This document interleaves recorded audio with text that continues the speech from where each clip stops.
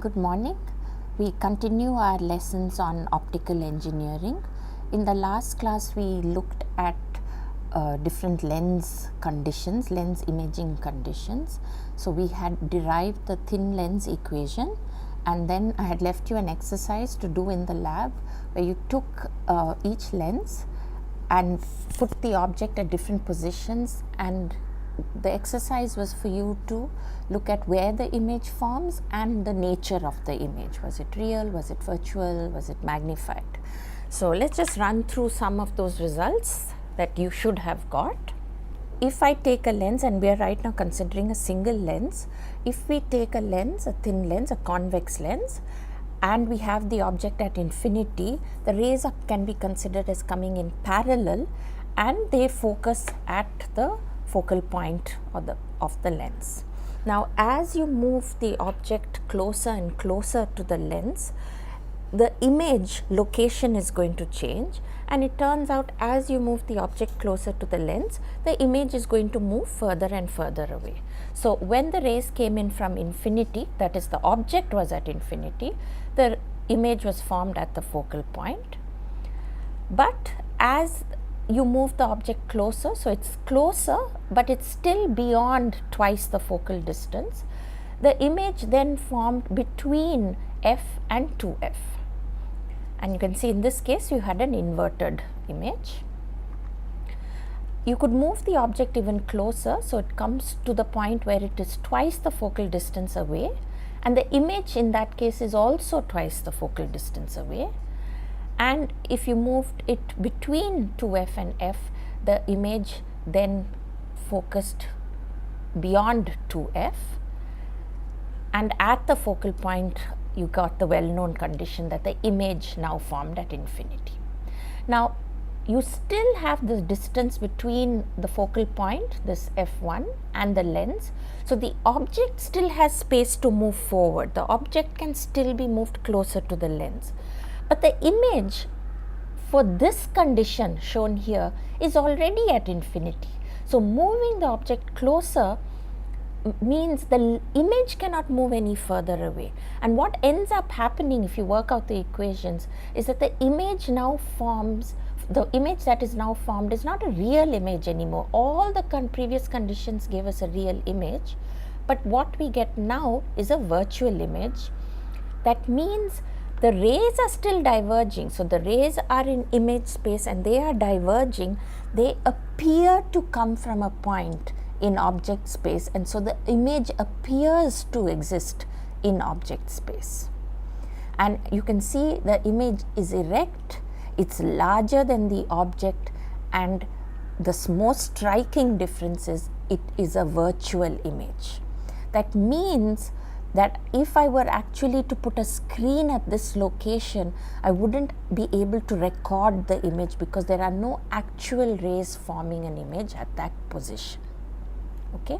So, this is an exercise I had asked you to work out in Oslo, and the idea, these are concepts not new to you, you would have done them in school, but the idea was firstly to refresh your memory of these concepts, as well as to get you used to working with the software Oslo. So, I am going to leave you with some homework now. We have only looked at the thin lens, which was a convex lens. I would like you to now arrive at the conditions, the imaging conditions for a concave lens and for mirrors, both convex and concave. So, we looked at, or we derived an imaging equation, the Gaussian lens equation, where we said 1 over u plus 1 over v is equal to f, or in other words, we took into account the object distance, the image distance, and the focal length of a lens. But that's not the only equation that can be used to arrive at imaging. So, another piece of homework that I am leaving for you is to derive what's called the Newtonian form of the lens equation, that is this equation, and I'll just explain what the different parameters are. So, this equation was a function of the parameters u and v, and u and v, or as they are indicated in this graph over here, in this picture over here, is 1 over S naught plus 1 over Si is equal to f. They were functions of distances measured from the vertex of the lens. So, S naught and Si are measured from the vertex of the lens. But sometimes it's easier to make measurements from the focal points of the lens, and the Newtonian form of the equation, that is this xi x naught is equal to f squared. So, let me just write that here again, is written in terms of the distance of the object, the distance of the lens, the image from the focal point. Okay. So, this equation is another way of doing imaging, and we also another parameter of importance was the magnification. So, we had arrived at the magnification in terms of the image and object heights. So, that was this relationship, but of course, the height is related to the distances. This is simple trigonometry. So, you could write the magnification, that is how much larger is the image compared to the object, also in terms of image object distances. And since we are now writing the imaging equation in a different form, the magnification can be arrived at in terms of the parameters used in that form. Anyway, you have a negative sign, that's just telling you that the image is inverted with respect to the object. So, I want you to work out the Newtonian form of the equation and also arrive at the transverse magnification in terms of these parameters xi and x naught. We have arrived at an equation that allows us to do the imaging or calculate where an image will occur, given that we know the object position and the focal length of the lens. But it's often quite easy and useful to be able to arrive at this information graphically.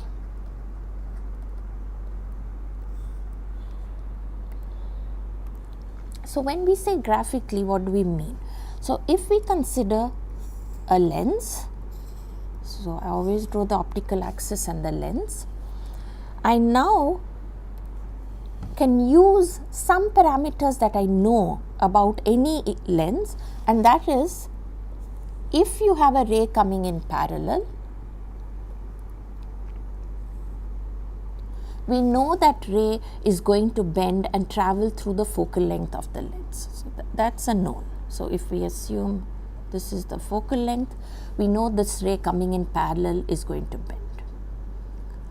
The second point we know is, if you have a ray that comes in from the focal length, it is going to travel parallel, or to make it useful, let's do this side and do this.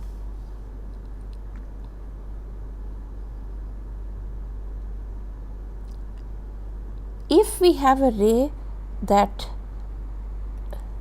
travels through the center of this lens, it is going to travel undeviated through the center of the lens. So, we have three pieces of information over here, and we can use these pieces of information to help us locate an image. So, for example, let's say I have an imaging system, a lens, and I have an object that I want to image. This point of the object is going to be imaged. So, I could trace the ray that's parallel, I could trace the ray that goes through the focal length of the lens, assuming this is f, and this ray is going to travel through the focal length on this side, this ray is going to travel this way, and therefore, I know then that the image is formed like this. So, I can always use a graphical technique to help with imaging, at least in very simple systems. This allows me to locate the image. We've looked at different imaging conditions. We've we have arrived at the equation for a thin lens, but now to move on to more complicated systems, our optical systems are not going to consist of a single lens. Our optical systems are going to consist of a number of elements in them. They could have a number of lenses, a number of mirrors in them. So when we want to trace rays through the system, we need to understand the effect of having a multiple set of elements in the system. How does having many elements in a system affect it? And one very important concept that has to be learned to understand this is the concept of apertures.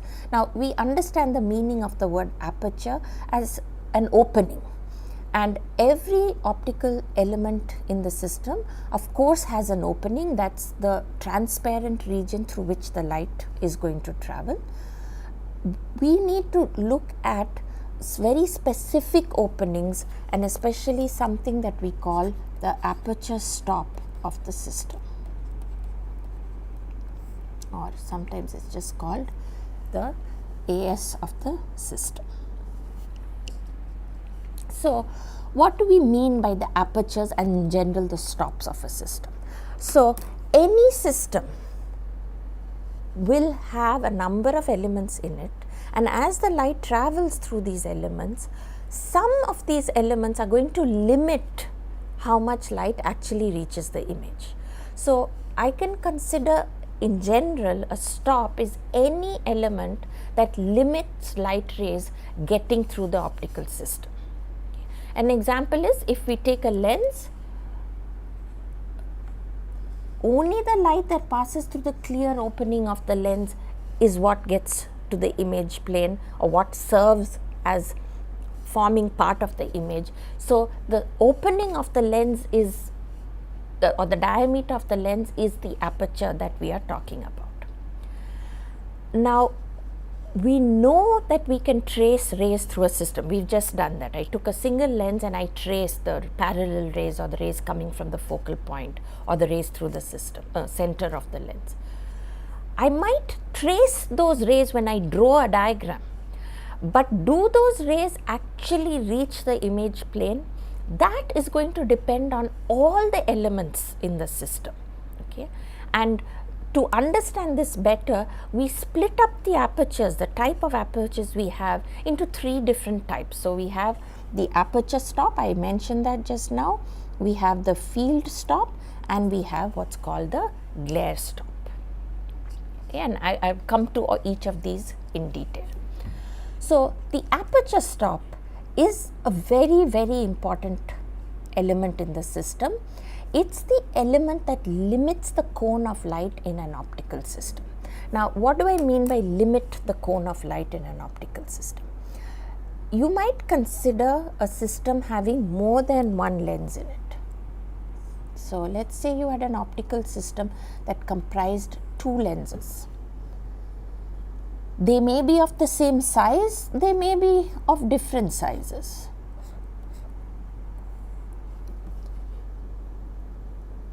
Now, if you are looking at this element, this system, maybe you can't see the optics inside, you can only see the outer optics. It may appear to you that the outer optics has a certain diameter.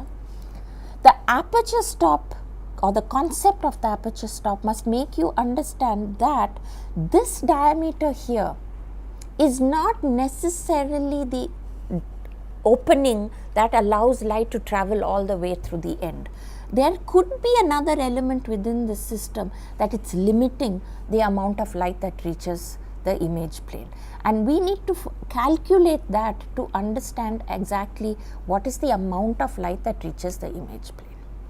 In a software, a ray tracing software like Oslo, the surface is designated as the aperture stop with the initials AS. Now, actually AS does not stand for aperture and stop. The A is for the aperture stop, and the S is for another operation that you can carry out in Oslo called a solve. Now, there are various solves that you can do in Oslo, and we will learn about them in the coming classes. This solve means we are giving Oslo the instruction to solve for the diameter of this element such that all rays that will travel through to the end of the system. Now, what do I mean? In Oslo, if you remember, you had to give an entrance beam radius.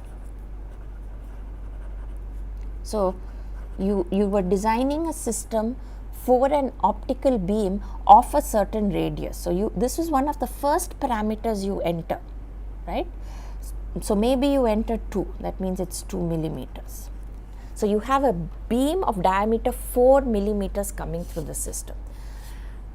Oslo will take that to understand that it's not the first element or the second element or the third element that must allow this 4 millimeter diameter through. What the software understands is that the element you have designated as the aperture stop, that is the element that must allow this 4 millimeter diameter beam through. And therefore, it will adjust the size of the aperture stop such that the 4 millimeter beam is allowed through the system. And every other element will be adjusted accordingly such that this beam size that you have put as the beam that makes it through the system is allowed through the system. Okay. This will become clearer as we go along, and you also understand the other solves. So, the point to take is that when I give an entry for the beam radius, I am actually saying this is the beam that makes it through the aperture stop of the system. Okay. Now, let's explore this concept of the stop a little more. Assume I have a single lens as shown in this diagram.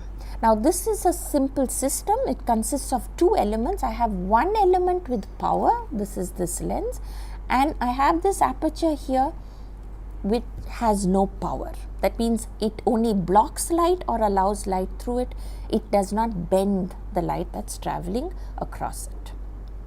Now, in the diagram, I have an object that's given by this orange arrow over here.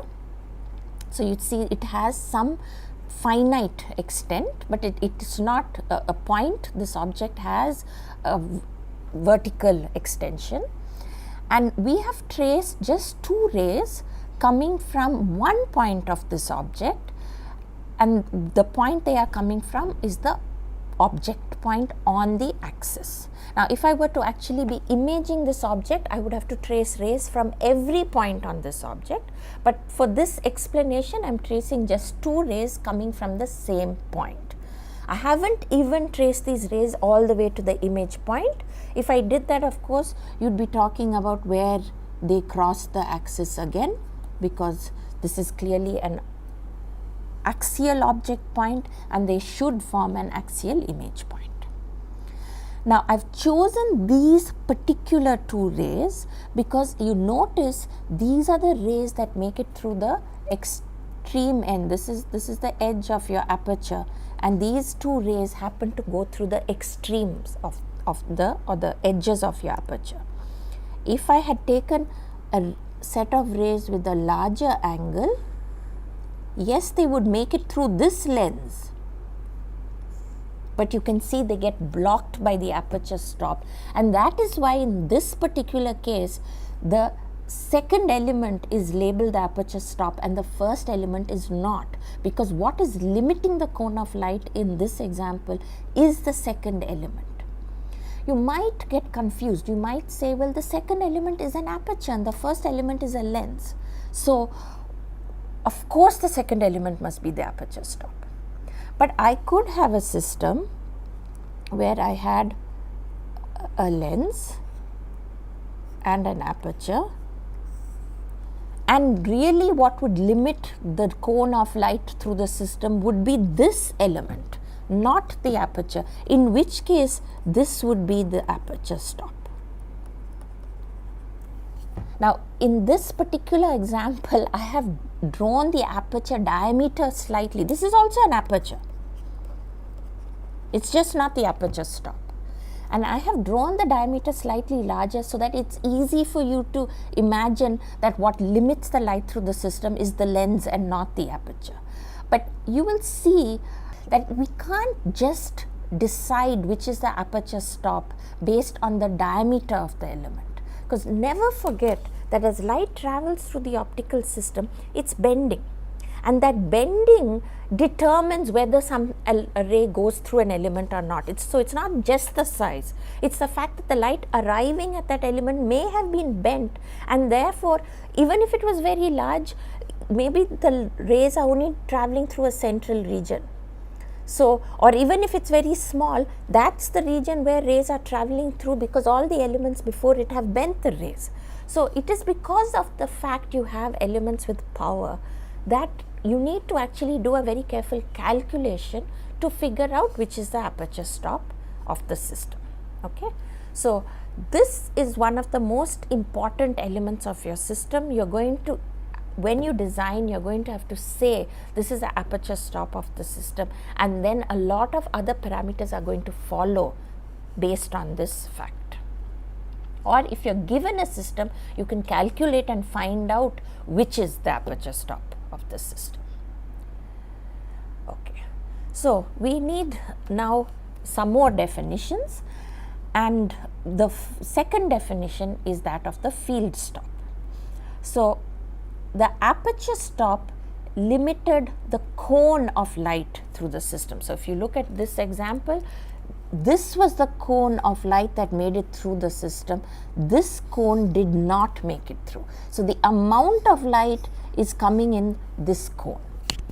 The field stop has a completely different effect. So if I look at this example, again I have an object, I have a lens, I have the image formed at the image plane, and let's say my field stop is at the image plane. Let's say I'm capturing the image on a CCD or a CMOS sensor. Okay, so this is at the image plane.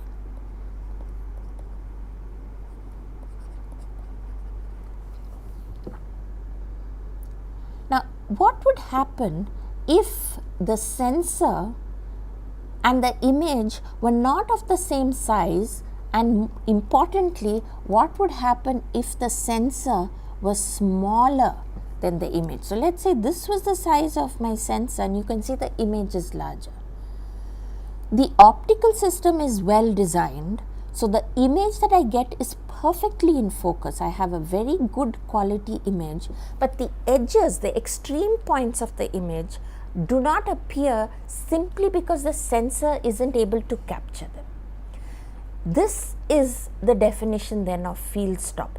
Do you capture the entire field? And the element which limits whether you capture the entire field or not is the field stop.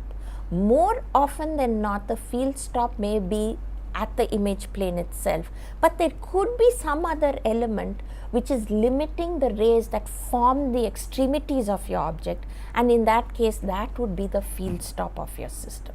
In this particular example, the sensor array or the size of the sensor, that is going to limit whether the entire field, the entire image is captured or not, and so the fields, we can consider this to be the field stop.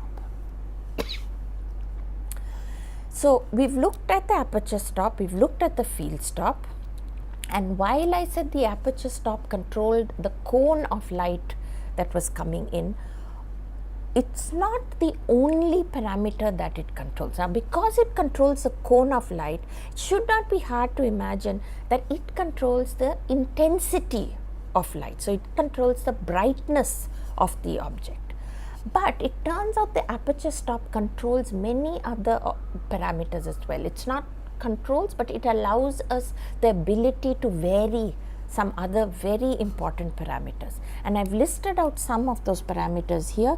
The depth of focus and field, we will learn about these in later classes. The system resolution, how finely spaced can two objects be and still be distinguished as two objects, and it also can help control or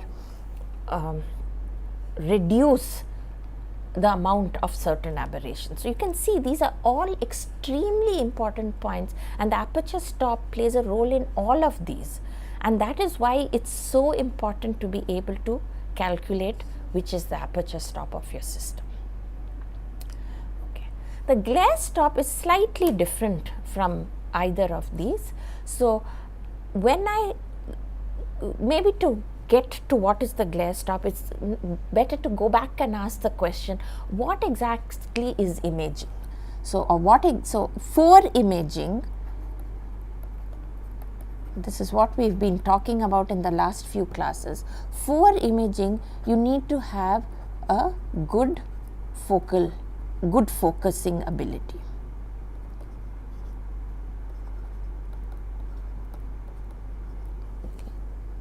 But I could ask at this point, what do I really mean by good focusing? What does it mean if I say two rays are in focus? Right? And there are different ways of answering this, but if you remember what we covered in the first few lectures, a very good definition of good focusing is to say that all the rays arriving at the focal point or arriving at any point in focus must have travelled the same optical path length.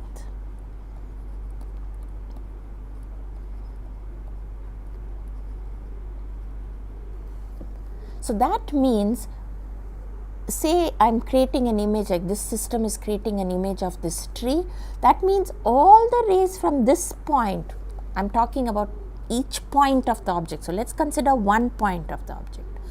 All the rays from this point of the object must, so there are a whole host of rays from this point, all of these rays must arrive at this point on the image after having travelled the same optical path length. If the system is designed such that that happens, then I say I have a good system and I will get a good image. If some other ray arrives at that point and from some other place, it isn't going to contribute to the image, and in fact it's going to make the image quality worse. Now, where can other rays come from? So, in this figure you can see, you can have ambient light, stray light which is existing around, which is not coming from the object or not coming from the particular point of the object that is being imaged, and yet it makes it through the optical system, and because of scattering and reflection along the container or the mount of your optical system, it also happens to arrive at this point. And such light, stray light, tends to lower the contrast of your image and thereby lower the quality of your image. So, sometimes we put stops into a system or something that are called baffles. Baffles can just be mechanical structures like this that serve no purpose other than to block stray light.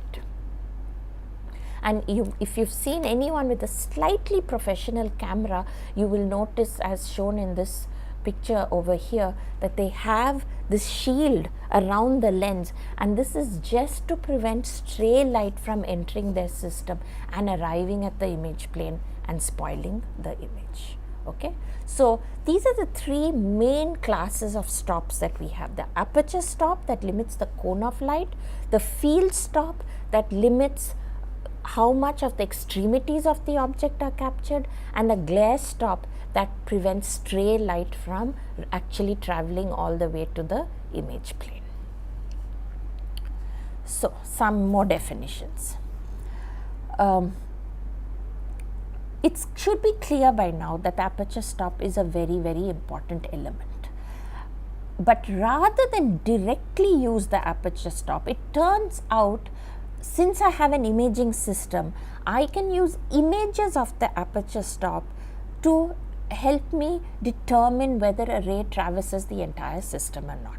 So, the images of the aperture stop are called pupils, okay, and in particular we look at the entrance pupil and the exit pupil. So, what are these two pupils? If I have a lens, and let's say I have a system with several lenses, But, and we'll see later why, suppose this was the aperture stop of the system, how would I find out what is the entrance or the exit pupil? Where the entrance pupil is the image of the aperture stop. So, the image of this taken by entrance pupil is the image of the aperture stop as seen from an axial point in object space through all the elements preceding the stop. In this case, there is one element preceding the stop. So, I will form an image of this aperture stop using this element, and wherever its image exists, that becomes the entrance pupil of the system. Maybe the entrance pupil will be somewhere here. Similarly, I can take an image of the aperture stop using the lens. There is one element in this case after the stop. So, I will find the image of the aperture using this element, and maybe I get an image over here. This is the image of AS with lens 3. This is the image of the aperture stop with lens 1, and lens 2 itself is the aperture stop. So, the exit pupil is the image of the aperture stop as seen from a point in image space formed by all the elements after the stop, and the entrance pupil is exactly the same thing as seen from object space formed by all the elements before the aperture stop. Don't worry if these definitions are a bit confusing right now. As we go along, they are going to become clearer and clearer, and you will also work with these ideas in the software, and it will become clearer there. The main point to take is no ray outside this cone, and the cone is determined by the stop, but in other words, it's determined also by the images of the stop, because the images of the stop are nothing but the way light bends and travels through the system. So, all that these definitions are giving you is telling you that only rays that lie within the pupils, within the cone of the pupils, are the rays that travel from the object to the image. They are the rays that play a role in forming the image. So, you can look at this particular image. I don't know if any of you are photographers, and I don't mean cell phone photography, I mean where you use conventional camera. Okay. So, just removing this so you see this a little clearer. So, these are the lenses that for a conventional camera you would attach these lenses. So, you can remove them and attach them, so you get different focal lengths and different speeds of the lens and so on. And you notice the lens diameter is quite large. So, the person is holding the lens, and that's the diameter almost, a little bit is the mount, but that is almost the entire opening of the lens. And yet you see a bright circle only in a very small region, and these are actually nothing but the entrance and exit pupil. This is the cone of light that makes it through the system. So, you can see the lens is so large, but the cone of light is only this small, and this is very evident. So, this picture on the left is the part of the lens that faces the object. So, this is nothing but the image of the aperture stop, and in other words, you are looking at the entrance pupil over here. So, this is entrance pupil, and similarly, if you look at the other side of the lens, that's the side that connects to the camera and therefore facing the sensor. So, these are the images of the aperture stop as seen from image space, and these are therefore nothing but the exit pupils. So, you can see that even though the lens diameter is very large, the amount of light that makes it through the system is a much smaller cone, and that is very evident or should be evident from these photographs. Okay.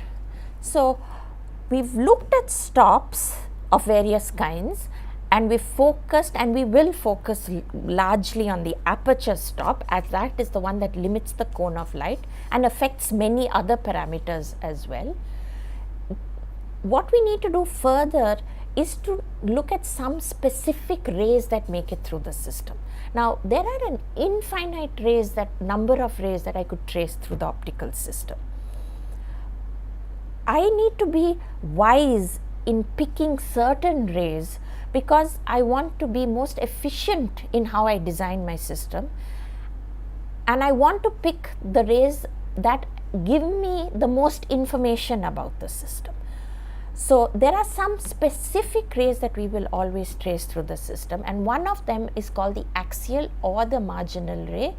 Now, it's called this because it is the ray that starts from the axis, the object point that's on axis, what's shown over here, and makes it through the outer edge of the entrance pupil. So, it's called the axial ray because it's coming from the axial object point. It's marginal ray because it goes through the outer region or outer edge of the entrance pupil.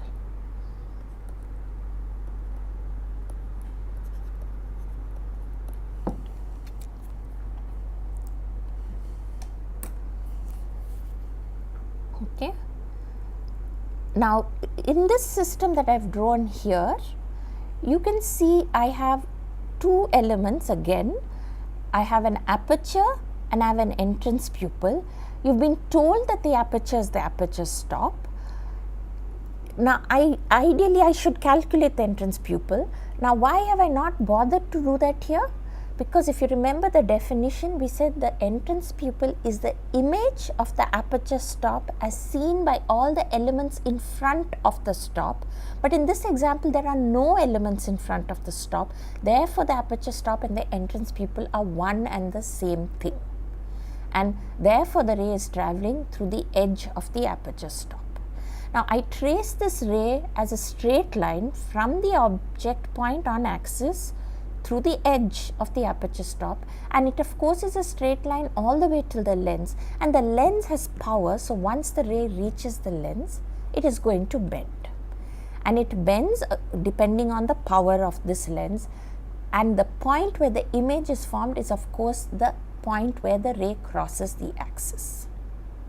Okay, it crosses the axis, and if I were to trace this ray back, so this ray, if I were to trace it as if it hadn't bent, you would see that it goes through the edge of the exit pupil. How did we calculate the exit pupil?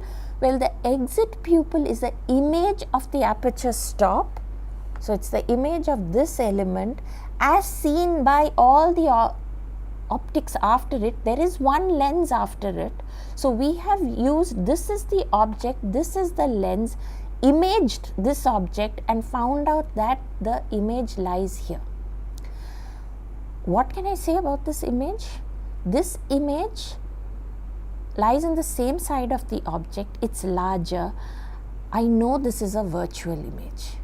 It should not be surprising it's virtual because you can see that the aperture is very close to the lens. So, it's most likely, and I know it is in this case, that this distance between aperture stop and lens is less than the focal length of the lens, which is why the exit pupil or the image of the aperture stop happens to be on the same side and is magnified.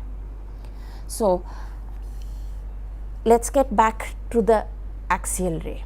It starts at a point where the object crosses the axis, touches the edge of the aperture stop of the system, and it crosses the optical axis again where the image is formed. The distance of the marginal ray from the optical axis here gives you your entrance pupil size, and here gives you your exit pupil size. So, wherever it appears to cross the edge of those apertures. Okay, so I hope that's clear. Again, these ideas will get clearer as we go along. The principal or chief ray is a ray that comes not from a point on the axis, but from a point at the extreme edge of the axis, and it is quite opposite to the axial ray. So, the axial ray started from an axial object point and went to the edge of the entrance pupil. Here the chief ray starts from an extreme object point and goes through the center of the entrance pupil. Now, I have the same system I had in the previous case. So, the aperture stop lies before the lens, therefore, the aperture stop and entrance pupil are the same element, but the image of the aperture stop as seen by this lens forms here, and therefore, the exit pupil forms here. The chief ray goes as a straight line from an extreme object point through the center of the entrance pupil, continues as a straight line till it hits the lens. Now, what happens at the lens? It has to bend. The lens has power. It will bend, and of course, at some plane it forms the image. You could use the graphical technique or your lens imaging equations to find out where that is. But at some plane it forms the image. If I were to trace back this line, so it has bent after the lens, but if I were to trace back this ray, so this is the ray that is the ray that has refracted after the lens. If I were to trace it as if it were a straight line, the point where it crosses the optical axis, that is the location of the exit pupil. So, the chief ray always goes through or appears to go through the center of the entrance and exit pupils of the system. That is the main point to remember. Okay, so let's just go over these ideas again because they are so important and I know they are a bit confusing. I have an object, I have an image, and the point coming from the axial object point, that is my axial or marginal ray. It goes through the edge of the entrance pupil, whereas the chief ray goes through the center of the entrance pupil. On the other hand, the ray after refraction, the axial ray after refraction will appear to have come from the edge of the exit pupil. The chief ray will appear to have come from the center of the exit pupil. Okay. Just to make sure that you understand this is true always, I have taken an example where we have moved the aperture now from, instead of being in front of the lens, to after the lens, and in this case I cannot trace the ray directly through the axial ray directly through the edge of the entrance pupil, because of course there is a lens, there is an element with power before this. So, if I have an element with power before it, it means the ray has to bend. So, how will I trace the marginal or the axial ray?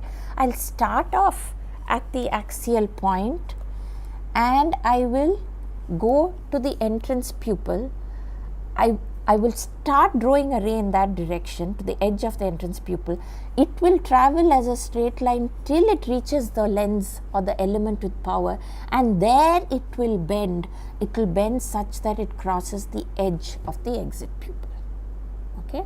So, I start out with a ray that appears to be going to the edge of the entrance pupil. Similarly, the chief ray starts from an extreme point of the object and appears to go through the center of the entrance pupil, the exit pupil, but of course the moment it hits the element with power, it is going to bend and it is going to go through the center of the exit pupil. So, I am not sure if I said that clearly. The chief ray comes from the edge or the peripheral point of the object. It travels as if it is going to the center of the entrance pupil. But of course, the moment it hits the lens, it is going to bend, it is going to refract, and it will finally actually go through the center of the exit pupil. Okay. So, spend some time understanding these definitions because they are important, and they will help you understand the aberrations of a system.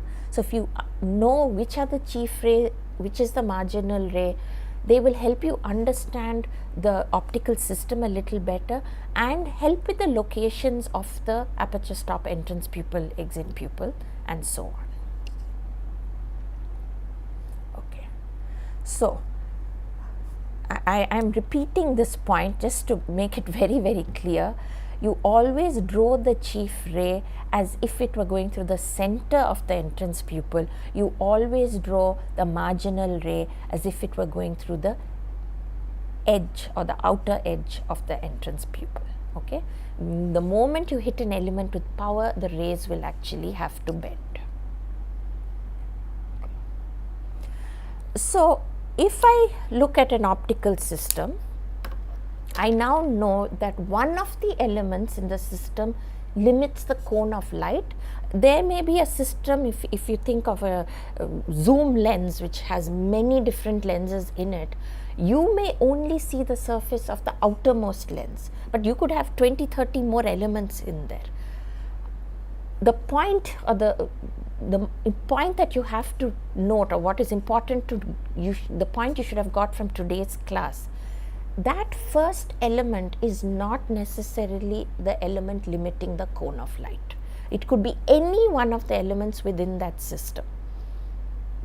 So in this example that I am showing over here, this is 2 lenses, but 3 sets of rays have been traced, and the rays are indicated by different colors. So each color indicates a set of rays coming in at a different angle, and you can see that all of these rays make it through the system, and at this plane over here, which is the exit pupil, you can see all 3 rays perfectly lie on top of each other. Now these rays are parallel sets of rays coming in. So this is why we are calling this a system of infinite conjugates, because the rays are coming in from infinity. They are coming in as parallel rays, and they are also going out as parallel rays, and that is why we call it a system of infinite conjugates. But what's interesting to note in this system of infinite conjugates is what is happening at the exit pupil. At the exit pupil, all 3 sets of parallel rays overlap. It's not this plane where the parallel rays are all at different locations. There's a spatial overlap at the exit pupil. And what does that mean? If you were looking at this, so this was some system where you were using your eye to form an image, you would place your eye over here, and each of these parallel rays beams would be focused by your eye, and you would see 3 spots of light. Okay. So the exit pupil, so another point to note is, in this particular case, if I say that the final imaging device is the human eye, clearly the exit pupil of the system must lie outside the entire optical system. Now it may not have occurred to you, but the exit and the entrance pupils could actually lie anywhere in the optical system. We are after all saying one of the elements in this optical system limits the cone of light, and I can further use this concept by, instead of talking about the aperture stop directly, I talk about the images of the aperture stop, and those images can lie anywhere in the system. If, however, you need access to a pupil, then that pupil must lie outside the system, and this is something you must take into account when you are designing your optical system. So in this case, if this was part of a telescope, for example, you would need for the exit pupil to lie outside so that you could view the final image with your own eyes. Okay. Now the distance between the exit pupil and the outer casing of your optics is called the eye relief, and it should be fairly clear why it's called the eye relief, because of course if the exit pupil is too close to the outer edge, it will be very uncomfortable when you're viewing. You need to have a little space, and that space is called the eye relief. different optical systems will be designed such that the eye relief has different values. Now, if I'm going to attach a camera here, then the eye relief has to be adjusted to where the location of this camera sensor would be. If, however, it's going to be a person viewing, it has to be adjusted to give a little space so that it's comfortable to bring your head forward. It shouldn't be too far away, because it's not comfortable maybe to hold your head viewing something, but that something is at a little distance. So, depending on your application, you have to design the system so that the exit pupil is at a comfortable location.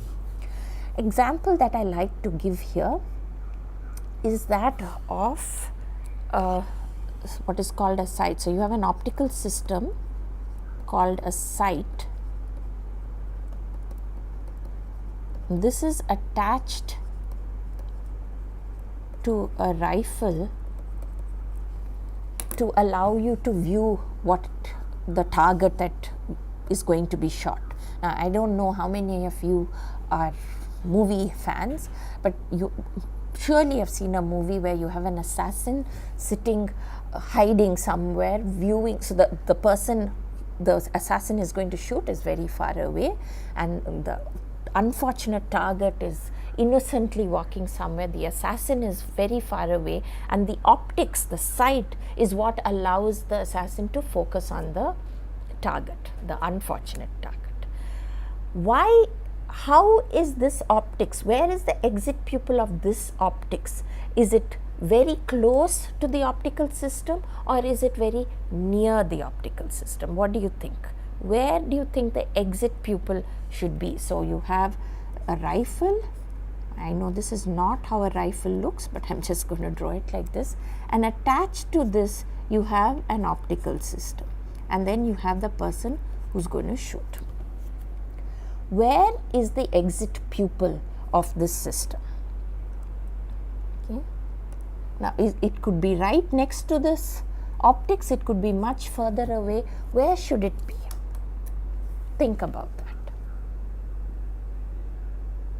Now, if you recall how this gun works, there's going to be a massive recoil of the gun after it is shot, which means the gun moves back as the bullet moves forward, and therefore this optical system is also going to move back.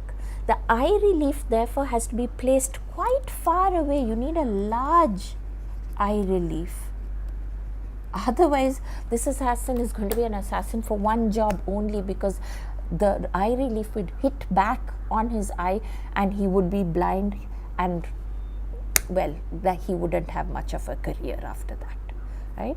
So, this is a rather violent example, but the idea to get is that you have to design your optical systems in such a way that the exit pupil is in a position that is useful depending upon the application. Okay, so we will continue on this in tomorrow's class, and please do complete the homework that was assigned at the beginning. Thank you.